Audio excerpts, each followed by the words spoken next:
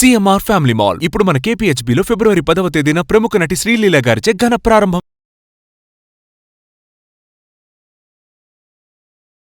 చొల్లంగి అమావాస్య అని చెప్తున్నారు. ఇది పుష్యమాసంలో వస్తున్న అమావాస్య. దీన్ని చాలా స్పెషల్గా చెప్తున్నారు. అనేక కథనాలు వినిపిస్తున్నాయి. సో ప్రత్యేకంగా ఈరోజు ఇలాంటి పూజలు చేయాలి, ఇలాంటి విధి విధానాలు పాటించాలి, మనకి మంచి జరుగుతుందని.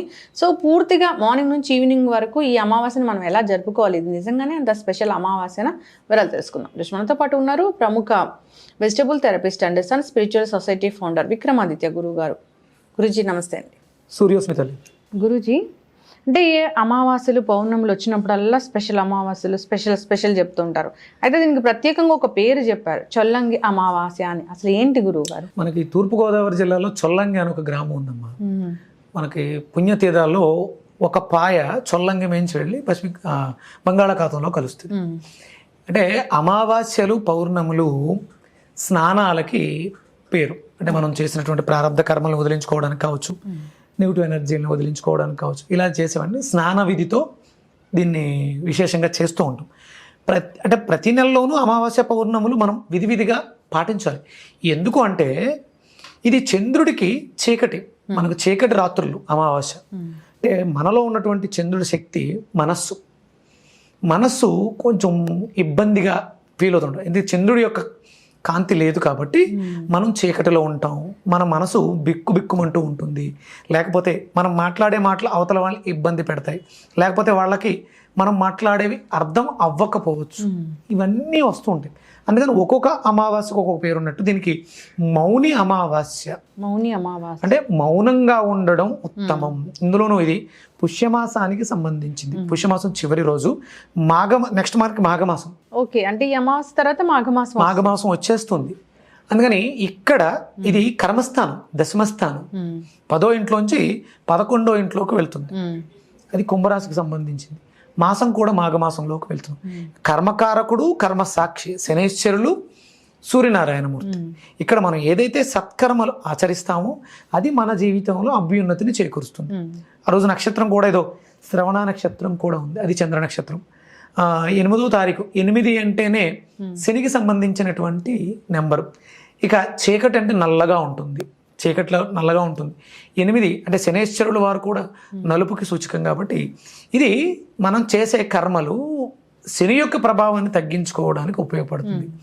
శుక్రవారం వచ్చింది, లక్ష్మీదేవి, అలక్ష్మి, జ్యేష్ఠాదేవి శనికి సంబంధం, అంటే శని పట్టింది ఎలా అనుకుంటూ ఉంటాం. జ్యేష్ఠాదేవిని వదిలించుకోవటానికి ఈ అమావాస్య మనకు అద్భుతంగా ఉపయోగపడుతుంది. తైలాభ్యంగనం మనకి అంటే అలక్ష్మీ దోష పరిహారార్థం నువ్వుల నూనెని ఒళ్ళంతా రాసుకొని, మనం సూర్యోదయానికి పూర్వమే నిద్రలేచి ఒళ్ళంతా కూడా నువ్వుల నూనె రాసుకుని నలుగు పెట్టి శరీరాన్ని శుభ్రంగా ప్రక్షాళన చేసుకుని సుగంధ ద్రవ్యాలు, శుక్రవారం వచ్చింది కదా, ఇలాచి, సుగంధ ద్రవ్యాలు, వట్టివేళ్ళు, రోజు వాటర్, ఇలాంటి వాటిలన్నిటిని నీళ్లలో కలుపుకుని స్నానం ఆచరించడం ద్వారా మన శరీరం సువాసనలతో వెదజల్లుతుంది. లక్ష్మీదేవికి ఇష్టం కూడా. మన ఇళ్ళంతా కూడా శుభ్రంగా చేసుకుని సుగంధి పరిమళాలతో, అంటే గంధపు వాసన వచ్చేటువంటి అగరబత్తులు వెలిగించడం ద్వారా ఇల్లంతా కూడా సువాసన భరితంగా, అలాగే మనం దీపాలను వెలిగించడం ద్వారా చీకట్లను పారద్రోలేసి వెలుతురులు నింపడం ద్వారా మన జీవితాల్లో ఆనందం వెల్లువిరుస్తుంది. ఇక నెక్స్ట్ అంతా మాఘమాసం ఎప్పుడు వస్తుందని పాట కూడా ఉంది. పెళ్ళిళ్ళ సీజను, పెళ్ళిళ్ళు.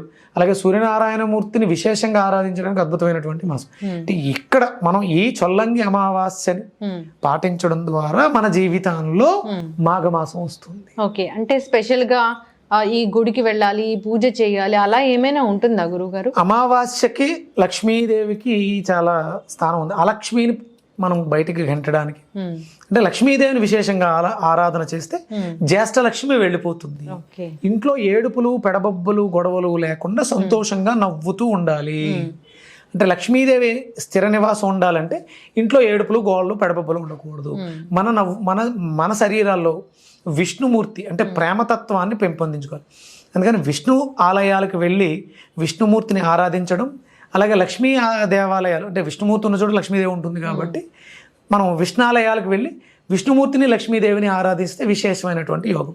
లేదు ఎక్కడికి వెళ్ళాలి, ఇంట్లో ఉంటూ విష్ణు సహస్రనామార్చన లక్ష్మీ అష్టోత్తరం, లక్ష్మీ సహస్రనామార్చన, లలితా పారాయణం చేయడం, అలాగే లక్ష్మీదేవికి లక్ష్మీ కవచం అని ఉంది, నా దాంట్లో ఉంది. ఆ లక్ష్మీ కవచాన్ని వినడం ద్వారా లక్ష్మీ అనుగ్రహం పరిపూర్ణంగా లభిస్తుంది. ఎస్ గురూజీ, అయితే చాలా చెప్తూ ఉంటారు దాన ధర్మాలు ఈ రోజున చేస్తే మంచిదని చెప్తూ ఉంటారు కదా. సో ప్రత్యేకంగా దాన ధర్మాలు ఏమైనా చేయొచ్చా, లేదా ఎవరికైనా మనము భోజనాలు అలా ఇవ్వడం కానీ చేస్తే కూడా మంచిదేనా? ఇక్కడ మనము అమావాస్య అనేది చీకటి కదా, అందులో వాళ్ళు అంటే జీవితం అంతా కూడా వాళ్ళకి చీకటే, వాళ్ళకి జీవితం అంతా కూడా అమావాస్య. ఎక్కడైనా మీరు అలాంటి వాళ్ళకి ఇప్పుడు ఈ మధ్య చూస్తున్నాను, వాళ్ళు బయటకు వచ్చి పాటలు అవి పాడుతున్నారు పాపం. వాళ్ళ అంటే వాళ్ళ జీవితంలో చీకటి ఉన్న వాళ్ళ పాటల ద్వారా, వాళ్ళ మాధుర్యం ద్వారా మనకి ఆనందాన్ని ఇస్తున్నారు. వాళ్ళకి అభాగ్యులకి దానం చేయడం, ఒకవేళ అంటే రేపు ఎప్పుడైనా కూడా మరణానంతరం కూడా చూపు ఇవ్వడం ద్వారా వాళ్ళ జీవితంలో చీకట్లను పారదోలచ్చు. కాబట్టి కళ్ళదానం, ఐ డొనేట్ చేయడం, మనకి ఐ డొనేట్ బ్యాంక్స్ ఉన్నాయి, అక్కడికి వెళ్ళడం, స్వచ్ఛందంగానే మన కళ్ళని, ఇక ఇంతకన్నా దానం ఇంకేముంటుందమ్మా. ఒక అంధుడి జీవితానికి నీ కన్ను ఒక అంధుడి అంటే ఇద్దరి జీవితాల్లో వెలుగునిస్తుంది. కళ్ళదానం చేయడం చాలా మంచి ఇది ఇస్తుంది. అంటే డబ్బు ఖర్చు అయిపోతుంది, ఇది జీవితాలకి వెలిగిస్తుంది. అలాగే సూర్య ఆరాధన విశేషమైనటువంటి, అంటే అందుల జీవితాల్లో ఎలా అయితే వెలిగిస్తుందో ప్రపంచానికి పట్టినటువంటి చీకట్లని పారద్రోలేవాడు సూర్యనారాయణమూర్తి. ఆ సూర్యనారాయణమూర్తి ఆరాధన, సూర్యనారాయణమూర్తి ద్వారా ప్రపంచానికి వెలుగునివ్వాలనుకుంటున్నా కాబట్టి ఐ డొనేట్ చేయటం విశేషంగా. అలాగే ఆ వాళ్ళకి పట్టుకోవడానికి బట్టలు ఇవ్వడం కానీ, అలాంటి సంస్థలు నడుపుతున్న వాళ్ళకి చేయూతనివ్వడం కానీ ఎంతో అద్భుతమైనటువంటి ఫలితాలు. ఏదైనా ఒక ఆర్ఫనైజ్కి వెళ్ళి మనము వాళ్ళకి సర్వీస్ చేయండి. డబ్బు చేయడం అందరూ ఇచ్చేస్తాం, సర్వీస్ చేయాలి. మీ వెనకాల మేము ఉన్నామని భరోసా ఇవ్వటం, సేవ చేయటం. అయితే మంత్రం ఏమైనా పఠించాల్సి ఉంటుందా? మీరు అన్నట్లు లక్ష్మీ కవచాన్ని మనం వింటే ఆ రోజు మంచిది. ఏదైనా ఒక పర్టికులర్ ఈ మంత్రాన్ని జపిస్తే మంచిది అనేది ఏమైనా ఉందా గురూజీ? ఓం మణిపద్మాయ నమః, ఓం మణిపద్మాయ నమః, ఓం మణిపద్మాయ నమః.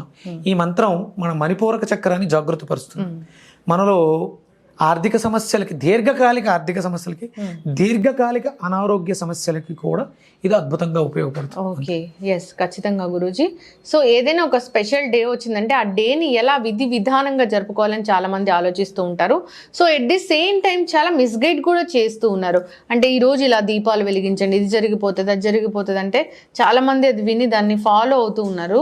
సో దానివల్ల నష్టం లేకపోయినా కానీ వాళ్ళ మనసులో ఏదో పించింగ్ అనేది ఉంటుంది. దీపం జ్యోతి పరబ్రహ్మ, దీపం జ్యోతి పరాయణ, దీపం సాధ్యతే సర్వం, దీపలక్ష్మి నమోస్తుతే. అంటే దీపం నీకు దారి చూపిస్తుంది. అంటే చాలా రకాలు యూట్యూబ్ మాధ్యమాలు పెరిగిన తర్వాత దీపం కొంతవరకే. మనం పంచోపచారాలలో దీపం కూడా ఒక భాగం, దీపమే మొత్తం కాదు, దీపం ఒక భాగం. చేయాల్సినవి చాలా ఉన్నాయి, అవన్నీ చేస్తూ వీటిని కూడా ఆచరించండి. హిందూ ధర్మంలో ఆచరణ ముఖ్యం, అది ప్రతిదీ పాటించాలి. దానికి శ్రద్ధ, భక్తి కావాలి. అది అంటే దీనివల్లే అవతల వాళ్ళు నువ్వు ఇన్ని పూజ, నేను ఎక్కడో నాకు ఫోన్ చేసి చెప్పారు, నువ్వు ఈ దీపం పెట్టో, ఆ దీపం పెట్టో, నీవు ఈ పూజ చేసో, ఆ పూజ చేసో, ఇన్ని చేసో, నీ జీవితంలో ఈ కష్టం వచ్చింది, యాక్సిడెంట్ అయింది అమ్మాయికి, ఏదో నీకు అన్ని కష్టాలు ఎలా వస్తున్నాయి అంటే మనల్ని ఇబ్బంది పెట్టేస్తాం. అతి సర్వత్రా వర్జితం.